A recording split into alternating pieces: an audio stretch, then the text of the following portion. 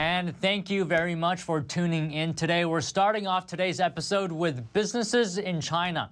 They're struggling to navigate the growing uncertainty within the country amid drastic changes in recent years. For example, the European Union's outlook for the very near future is that China will price them out of manufacturing. That's because China very much dominates cheap manufacturing. Chinese authorities have pushed for more high-end manufacturing to boost self-sufficiency in the tech sector and to wean away from its crumbling real estate market. Companies in China have been met with threats of raids and intensified espionage laws, which has essentially made everyday business activity illegal sometimes. The European Union Chamber of Commerce is urging Chinese leaders to address these concerns that have grown exponentially in recent years. Wall Street has also taken notice of the uncertainty and increased risk of doing business in China. Goldman Sachs chief investment officer has outright said no one should invest in China. And another topic in today's discussion is nuclear fusion. Supporters now are trying to stay ahead of China in the race to develop and build the technology. A two-day nuclear fusion conference in Washington, D.C. is expected to attract hundreds from all over the world. Supporters are working on ways to attract more money for research towards building commercially viable reactors. Experts are saying that commercial fusion plants would not produce long-lasting radioactive waste like fission plants do. And the head of Fusion Industry Association said that it's very clear that China has ambitions in nuclear fusion. One concern is that fusion will have the same fate as solar, where much of the technology was invented in the U.S., but China dominated the manufacturing. As well, CEO Tim Cook of Apple is making a high-profile visit to Shanghai. And this is part of today's opening of an enormous new flagship store. This is as the iPhone maker makes a deep push into its biggest international market amid declining sales in China. The new $11.6 million store is located in Shanghai's Central District and is the biggest in China and the second largest in the world, after the one in New York's Fifth Avenue. Cook said "Know how Shanghai" in a Weibo post yesterday, which means hello in Shanghainese. He says, "I'm always so happy to be back in this remarkable city." Now, in Shanghai, Apple has 8 stores, the largest number of any city in the country. There are currently 47 Apple stores in 24 cities across mainland China, and the new addition comes as Apple tries to fend off competitors and revive sales in a rocky market with growing headwinds in China, and that's ranging from an economic slowdown to geopolitical tensions and rising nationalist sentiment. And now onto Wall Street. Main indexes closed higher yesterday after the Federal Reserve eased investor jitters by keeping borrowing costs unchanged and reinforcing expectations that rates could be cut as many as 3 times this year. Here's a quick recap of markets. Wall Street's main indexes rallied on Wednesday after the Federal Reserve signaled it was on track to cut interest rates 3 times by the end of 2024. The Dow gained 1%, the S&P 500 added 0.9%, and the Nasdaq climbed 1.25%. While the Fed policy statement described inflation as remaining elevated, it raised growth projections for the economy and anticipated the unemployment rate for the year would come in lower than expected.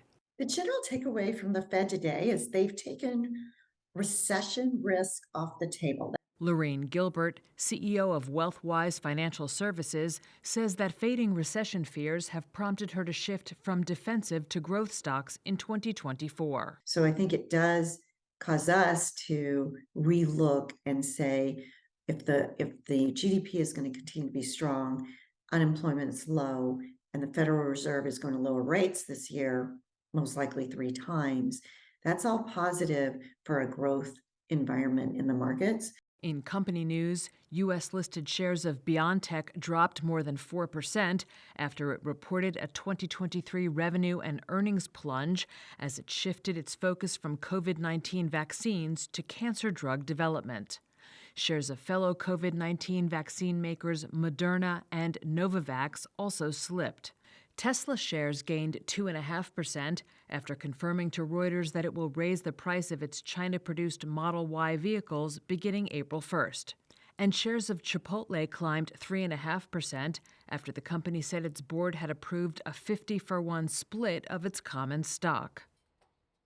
And the U.S. is heavily investing in domestic chip manufacturing after the pandemic revealed a deep dependence on chips made in Asia. The Biden administration said Wednesday that Intel will receive nearly $20 billion in grants and loans. And this could be supercharging the company's domestic semiconductor chip output, and as well making the government's largest outlay to subsidize leading-edge chip production. Take a look at this report. The Biden administration on Wednesday announced Intel will receive nearly $20 billion in grants and loans in what is the largest U.S. government investment ever to boost domestic semiconductor chip manufacturing. The historic outlay was made possible through the bipartisan 2022 CHIPS and Science Act, which includes billions in subsidies for research, development, and manufacturing of cutting-edge chips. The centerpiece of Intel's 5-year spending plan is to turn empty fields near Columbus, Ohio, into what CEO Pat Gelsinger described to reporters this week as the largest AI chip manufacturing site in the world, starting as soon as 2027. A critical goal of the program, beyond boosting jobs, is to reduce reliance on China and Taiwan for chip manufacturing. According to the Semiconductor Industry Association, the U.S. as of 2020 produced only 12% of the global chip supply. 30 years ago, it produced more than a third of the world's chips. The funds will also go a long way to help Intel fix its wounded business model. For decades, the U.S. tech giant led the world in making the fastest and smallest semiconductors, selling them at a premium price and plowing the profits back into more research and development to stay ahead of the pack. But Intel lost that edge in recent years to longtime rival Taiwan semiconductor manufacturing. Intel CEO Gelsinger in 2021 announced a plan to return the company to the #1 position, but said he would need government support. With billions now in hand, Intel will also revamp its sites in New Mexico and Oregon and expand operations in Arizona, where Taiwan Semiconductor is also building a massive factory that it too hopes will receive U.S. government funding. A cash infusion in Arizona could also help President Biden, who won the traditionally red state in the 2020 presidential election against Republican Donald Trump, and hopes for a repeat victory there this November. Let's talk about recycling as well today. Electronic waste right now is vastly outpacing recycling efforts. As one expert described it, the planet is losing the battle with electronic waste. The world's annual report found e-waste reached 62 million metric tons last year. That's up more than 80% from a decade ago. UN experts attribute the increase to a number of factors, and this includes higher consumption, fewer repair options, shorter life cycles, and inadequate ways to manage e-waste. One noted that even items designed to reduce energy consumption, like solar panels, are part of the mountains of e-waste now. A member of the UN is calling on corporations to make products with longer life cycles. Right now, e-waste is rising by more than 2 million metric tons a year. Moving on, Federal Reserve Chair Jerome Powell said yesterday that recent high inflation readings had not changed the underlying story of slowly easing price pressures in the U.S., but added that recent data also had not bolstered the central bank's confidence that the inflation battle has been won. Here's more. Inflation has eased substantially while the labor market has remained strong, and that is very good news. But inflation is still too high. The Federal Reserve held interest rates steady on Wednesday, with Chair Jerome Powell expressing some concern about economic conditions following the conclusion of a 2-day meeting Wednesday. In a new statement, the Fed policymakers forecast inflation remaining closer to 3%, above its 2% target by the end of 2024. Nevertheless, a majority still expects 3 rate cuts this year. We believe that our policy rate is likely at its peak for this tightening cycle, and that, if the economy evolves broadly as expected, it will likely be appropriate to begin dialing back policy restraint at some point this year. Traders currently see a nearly 70% chance of the first cut coming at the June meeting, according to the CME FedWatch tool. Policymakers also upgraded their outlook for economic growth and expressed confidence in the labor market, though the focus remains on higher prices. The story is really essentially the same, and that is of inflation coming down gradually toward 2% on a sometimes bumpy path, as I mentioned. I think that's what you still see. The Fed's next meeting on interest rates takes place in May. Boeing's MAX safety troubles are hitting their bottom line, it seems like, very hard. The company is projecting to be deep in the negative for the first quarter. Boeing's finance chief said the safety crisis is burning more cash than expected. In the first quarter, CFO Brian West said cash burn will be up to $4.5 billion, which is higher than the company had planned back in January. The company has also reduced production and delayed deliveries to airlines. Boeing has been under intense scrutiny after a panel blew out mid-flight on a 737 MAX 9 jet in January. The U.S. plane maker had outlined a goal of $10 billion in annual cash flow by 2025 or 2026, but is now expecting to push that timeline out further. West added that he expects Boeing to be in the negative 20% in the first quarter and negative overall throughout 2024. And Elon Musk's brain chip startup Neuralink on Wednesday live-streamed its first patient implanted with the chip using his mind to play online chess. Take a look at this. Noland Arbaugh is playing this game of chess with his brain, using a chip implanted by Elon Musk's startup Neuralink. I'd like to introduce you to the first ever user of the Neuralink device. The company live-streamed the event on Wednesday. Arbaugh in January became the first patient to receive a Neuralink implant, which seeks to enable people to control a computer cursor or keyboard using only their thoughts. The 29-year-old was in a diving accident 8 years ago that left him paralyzed from the shoulders down. Do you want to explain a little bit what's going on here? Yeah, so I love playing chess, and so this is one of the things that y'all have enabled me to do, something that I wasn't able to really do much the last few years, especially not like this. I had to use like a mouse stick and stuff, but now it's all being done with my brain. If y'all can see the cursor moving around the screen, that's all me, y'all. It's pretty cool, huh? Actually, can you pause the song just for the audio coming through? And that was also done with your brain? Yep, it's all brain power up there. Arbaugh said that while there was room for improvement with the new technology, it had already, quote, changed his life. Former program director for neural engineering at the U.S. National Institute of Health, Kip Ludwig, said what Neuralink showed was a, quote, good starting point, but not a, quote, breakthrough. Last month, Reuters reported that U.S. Food and Drug Administration inspectors found problems with record-keeping and quality controls for animal experiments at the firm. Those findings came less than a month after Neuralink said it was cleared to test its brain implants in humans. The company did not respond then to questions about the FDA inspection. The U.S. Department of Justice is preparing to sue Apple as soon as today for allegedly violating antitrust laws by blocking rivals from accessing hardware and software features of its iPhone. Bloomberg News reported this on Wednesday. Here's more on that.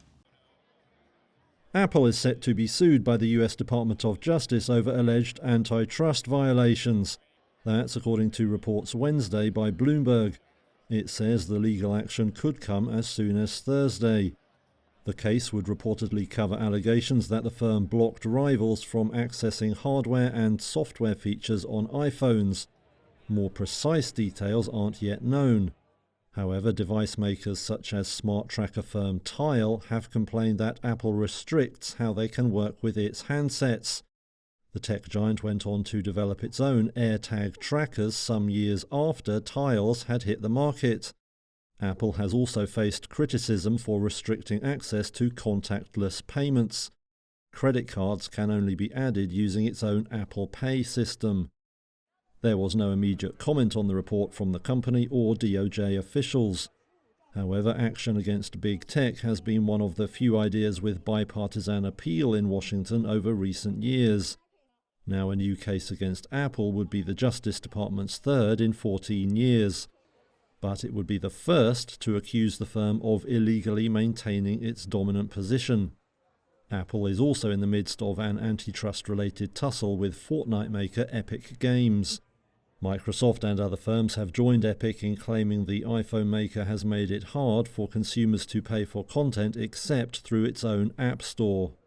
Social media platform Reddit priced its initial public offering at the top of its targeted range of $31 to $34 per share on Wednesday, raising $748 million and giving the ailing technology IPO market a much-needed boost. Here are the details. The social site Reddit is set to give the market for tech listings a much-needed boost. Sources told Reuters that Reddit priced its initial public offering at the top of its targeted range on Wednesday. The platform is a social media site that harkens back to internet bulletin boards and forums. It and its existing shareholders priced its stock at $34 a share, giving it a valuation of around $6.4 billion and raising over $700 million. While that's at the top of where the company expected to be in the IPO, it's short of a $10 billion valuation in a funding round in 2021. Reddit launched in 2005 and has become one of the cornerstones of internet culture. It has over 100,000 online forums called subreddits, which feature conversations on a wide variety of topics. However, Reddit has never turned a profit and said in a filing it was in the early stages of monetizing its business. Reddit shares are expected to start trading on the New York Stock Exchange on Thursday. The successful offerings of Reddit and Astera Labs, which had a successful IPO on Wednesday, could breathe life into the lackluster tech IPO market after 2 years of largely subdued activity. Despite strong bipartisan agreement, the U.S. could still see a partial government shutdown this weekend. Supporters probably have enough votes to pass the deal, but they might not have enough time. Here are the details. Where there's a will. We've been very, very consistent, very adamant that we had to get our government funded. We had to get the appropriations process done. There's not always a way. Parts of the federal government could briefly shut down this weekend, despite a bipartisan budget deal. The issue is time and whether it can overcome hurdles by the end of tomorrow. Even with bipartisanship, it's going to be a tight squeeze to get this funding package passed. The deal appears to have enough support to pass eventually. It funds parts of the government an earlier package didn't cover. There's absolutely no reason for a pointless and costly shutdown. But legislating requires a series of steps. With everyone in agreement, they go quickly. But how often is Congress in total agreement? You think you guys should shut it down? I do. Lawmakers who oppose the deal have ways to slow down the process. Some say they at least want more time to read the legislation. You don't even know what's in there and what's not in there. In the House, expediting with a suspension of the rules requires a supermajority.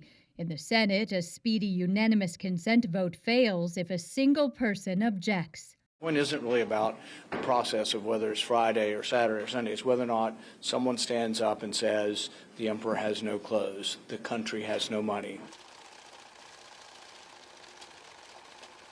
The founding family behind Nordstrom is seeking to take the U.S. department store operator private. This is 6 years after a similar attempt proved unsuccessful. This is according to people familiar with the matter. Have a look at the details here. The founding family behind Nordstrom, the high-end department store chain, is looking to take the company private. Sources told Reuters Nordstrom has asked investment banks Morgan Stanley and Centerview Partners to reach out to private equity firms and gauge their interest in a potential deal. The deliberations come as Nordstrom and other U.S. retailers grapple with consumers curbing their discretionary spending amid still sticky inflation and high interest rates. Fellow department store Macy's has also become a takeover target. Nordstrom has more than 350 stores, as well as e-commerce operations. Chief Executive Eric Nordstrom and other members of the Nordstrom family collectively own about a 30% stake in the Seattle-based company. And it's not the first time they've tried to go private. In 2017, a special board committee explored a deal with several private equity firms, including Leonard Green. A year later, the committee turned down an $8.4 billion offer, calling it inadequate. Ryan Cohen, the billionaire investor and chief executive of video game retailer GameStop, revealed last year he had amassed a 4.2% stake in Nordstrom, but did not pursue plans for a board shakeup. Nordstrom shares rose 12% on Tuesday's news of a possible sale. Nordstrom, along with banks Centerview and Morgan Stanley, did not immediately respond to requests for comment. United Airlines CEO is unveiling a new plan aimed at bolstering customers' confidence when flying. This month alone, there's been at least 6 incidents that have occurred mid-flight. Here's what the carrier is doing to ease passenger fears going forward. It's been a challenging month for United Airlines, with multiple flight mishaps making headlines, compounded by the fact that United is Boeing's biggest customer in the U.S., and Boeing is under federal investigation following a string of quality control lapses and in-flight incidents in recent months. Now, United CEO Scott Kirby is stressing the importance of safety to customers in a message Monday. United's most recent event happened last Friday in Medford, Oregon. One of their Boeing 737-800s landed and was found to have a missing panel under a wing, forcing the tower to halt all air traffic while crews searched for it on the ground. We didn't find any debris or any panels or anything. Operations continue normally. Among other recent incidences, the engine of a United Boeing 737-900 caught fire after takeoff from Houston. Then, same city, different jet, a United Boeing 737 MAX slid off a runway. And internationally, a United Boeing 777 left Sydney leaking hydraulic fluid. In all cases, the planes landed safely. Kirby assured customers that the unrelated events did get the airline's attention, and United has sharpened its focus. It will now expand training programs for pilots and mechanics, along with dedicating more resources to manage its supplier network. All moves designed to make flyers feel more comfortable about boarding United jets as the busy summer travel season nears. Sports Illustrated, a nearly 70-year-old sports magazine, had an unknown future until recently when the publication has been given new life. There are a few reasons why print media is still continuing in a digital media world. NTD's Sean Marshall has more. Sports Illustrated is set to get new life under a publishing deal announced Monday by Authentic Brands Group. Authentic owns the magazine's intellectual property rights. The news comes after a tumultuous several months for SI that resulted in widespread layoffs, an artificial intelligence scandal, and the departure of senior executives. Being in print also means increased visibility, specifically in places where people are looking to read, like airports, doctors' offices, and grocery store lines. That's important, according to Syracuse University journalism professor Harriet Brown, especially in the crowded world of online publishing. It's really hard to get traction on stories that only appear digitally, she said. Plus, a big part of the appeal of Sports Illustrated is the photographs, Brown added. And a lot of those images are just more beautiful to look at in print. Arena informed staffers it would lay off most of them, throwing the future of Sports Illustrated into jeopardy. But Authentic has found a new publisher in Minute Media, a London-based sports-oriented digital media company. Sean Marshall, NTD News. Japan's Nikkei share average hit a record high today, and the yen rebounded strongly from a 4-month low after the U.S. Federal Reserve stuck to its easing path despite recent heated inflation readings. Take a look at this. Japanese stocks jumped to a record closing high on Thursday. The Nikkei index ended up around 2%, well above the 40,000 mark. It comes amid strong signals on rates. A day earlier, the US Federal Reserve indicated it would stick to a plan for cuts. The risks to achieving our employment and inflation goals are moving into better balance. Then on Thursday, Bank of Japan Governor Kazuo Ueda said he wasn't about to rush into more hikes. He was speaking to Parliament just 48 hours after doing the bank's first rate increase since 2007. Global Finance Institute Director Fariborz Moshirian says there was a lot for investors to digest. The US Fed now has confirmed that they are going to have 3 interest rate cuts during 2024. They have also forecasted that basically economic growth will increase more than what they expected earlier on. One investor told Reuters that the BOJ and Fed outlooks had given investors the green light to buy stocks again. The Japanese yen also rebounded strongly from 4-month lows. Economic data out Thursday added to positive sentiment on the country. New figures showed service sector activity expanding at its fastest pace in 10 months. Exports also beat forecasts. Now, a lot of people in Nigeria does not have access to internet, but it seems like there may be a solution in the works. Canada-based Vama has launched an artificial intelligence-powered mobile phone service in Nigeria that helps residents access information without a smartphone or internet. Here's the story. Nigerian resident David Diwa is using an artificial intelligence-powered mobile phone service to help him find a new career. I can leave the distance. Sometimes I feel I should leave my carpentry job and start something else because of my weak eyesight. Sometimes I'm feeling to leave it. So I ask the AI questions about businesses, and they give me ideas and how to make it grow. And give me the answer to...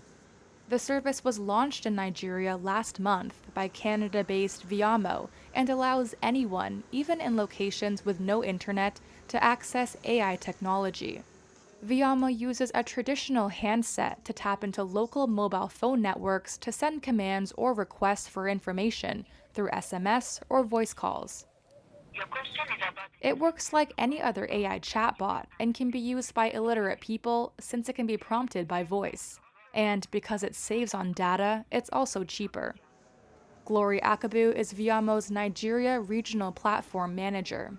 We understand that these people are disconnected because they are currently offline, do not have a mobile phone to access information, and also they do not have a smartphone that they can use to access information on the internet.